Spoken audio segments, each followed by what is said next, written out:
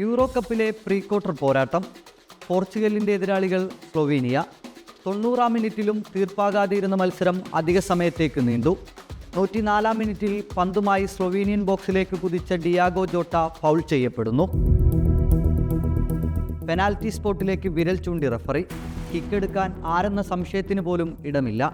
ദീർഘശ്വാസമെടുത്ത് നെഞ്ചുവിരിച്ചെത്തി പോർച്ചുഗീസ് നായകൻ Cristiano Ronaldo. ഇടതുവശത്തേക്കടിച്ച കിക്ക് കീപ്പർ ഒബ്ലാക്ക് പറന്ന് തട്ടിയകറ്റി. ഫ്രാങ്ക്ഫോർട്ടിലെ ഡച്ച് ബാങ്ക് പാർക്ക് സ്റ്റേഡിയം ഒന്നടങ്കം നിശബ്ദമായ നിമിഷം. അതിലും അവിശ്വസനീയമായ കാഴ്ചകളാണ് പിന്നീടുണ്ടായത്. പെനാൽറ്റി പാഴാക്കിയ റൊണാൾഡോ പതിവില്ലാതെ പൊട്ടിക്കരഞ്ഞു.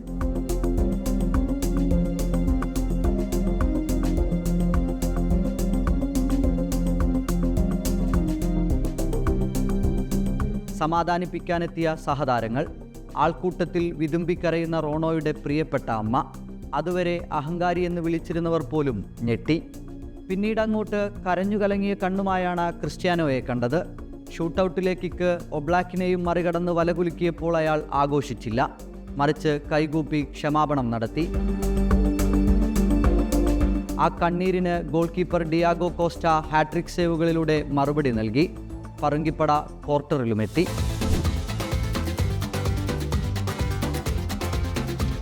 കളിക്കളത്തിൽ ആത്മവിശ്വാസത്തിൻ്റെ ആൾരൂപമാണ് ക്രിസ്ത്യാനോ റൊണാൾഡോ. എതിരാളികളെ ചൊടിപ്പിക്കുന്ന, സഹതാരങ്ങളെ പ്രചോദിപ്പിക്കുന്ന ഒരേ ഒരു റോണോ. ഇയാൾ ഇങ്ങനെ തകർന്നു പോയിട്ടുണ്ടെങ്കിൽ അതിന് കാരണങ്ങൾ പലതാണ്.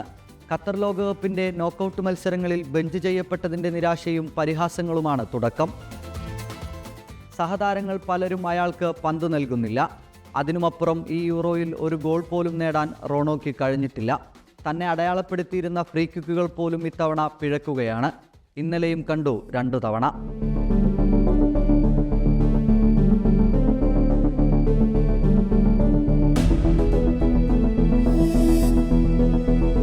ഈ യൂറോ കിരീടം റോണോയെ വല്ലാതെ മോഹിപ്പിക്കുന്നുണ്ട്. ഇനിയൊരു യൂറോയ്ക്ക് ബൂട്ട് കെട്ടാൻ CR7 ഉണ്ടായേക്കില്ല.